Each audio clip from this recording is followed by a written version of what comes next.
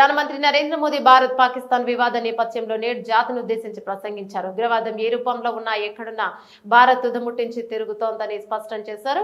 Operation సింధూర్తో Pakistan కు మాత్రమే కాకుండా ప్రపంచ వ్యాప్తంగా ఉన్న ఉగ్రవాదుల సానుభూతి పనులకు భారత్ ఏం చేస్తుందన్నది బాగా అర్థమైందన్నారు.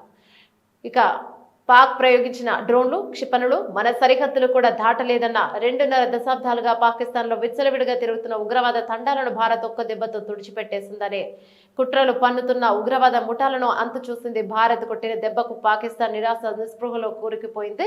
మన దాడులతో దిక్కుతోచిన స్థితిలో పడిపోయిన పాక్ చివరికి భారత్ లోని జనావాసాల పాఠశాలపై దాడులకు దిగింది. పాక్ ప్రయోగించిన డ్రోన్లు క్షిపణులు మన సరిహద్దులు కూడా దాటలేదని గుర్తు చేస్తాయి. పాక్ గర్వంగా చెప్పుకునే క్షిపణులు రక్షణ వ్యవస్థలను భారత్ నిర్వీర్యం చేసింది. పాక్ వైమానిక స్థావరాలు రాడార్ స్టేషన్ లో భారత క్షిపణులు విధ్వంసం సృష్టించాయి. కాల్పుల విరమణకు ప్రపంచ దేశాలను వేడుకుంది.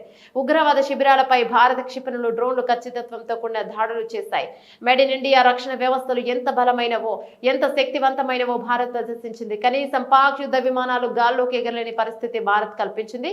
పాక్ మళ్ళీ ఎలాంటి దుస్సాహసానికి పాల్పడకుండా భారత్ బుద్ధి చెప్పింది. భారత్ దాడులతో బెంబేలెత్తిపోయిన పాకిస్తాన్ కాల్పుల విరమణకు ప్రపంచ దేశాలను వేడుకుంది. ఇంకోసారి పాక్ ఎలాంటి దుందుడుకు చర్యలకు పాల్పడిన చావదెబ్బ కొట్టేందుకు భారత్ దళాలు సిద్ధంగా ఉన్నాయి.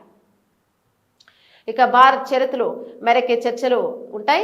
ఈ యుగం యుద్ధాలది కాదు, ఉగ్రవాదానిది అంతకంటే కాదు. కానీ ఉగ్రవాదానికి వ్యతిరేకంగా ఎలాంటి చర్యలు దాడులకు భారత్ వెనకడదన్న స్పష్టమైన సందేశాన్ని ఆపరేషన్ సింధూర్ ద్వారా పంపించాం. ఉగ్రవాదానికి అన్న పానీయాలు అందించే ఎవరిని భారత్ వదిలిపెట్టదు. టెర్రరిజం చర్చలు రెండు ఏకకాలంలో ఉండవు. ఉగ్రవాదంపై భారత్ షరతుల మేరకే అడ్డు పెట్టుకుని అణ్వాయుధాలను అడ్డు పెట్టుకుని ఉగ్రవాదాన్ని పెంచి పోషిస్తున్న పాక్ చేసే బెదిరింపులకి సహించేది లేదని ప్రోత్సహిస్తే ఉగ్రవాదాన్ని భారత్ చూస్తూ ఊరుకోదని మోదీ స్పష్టం చేశారు.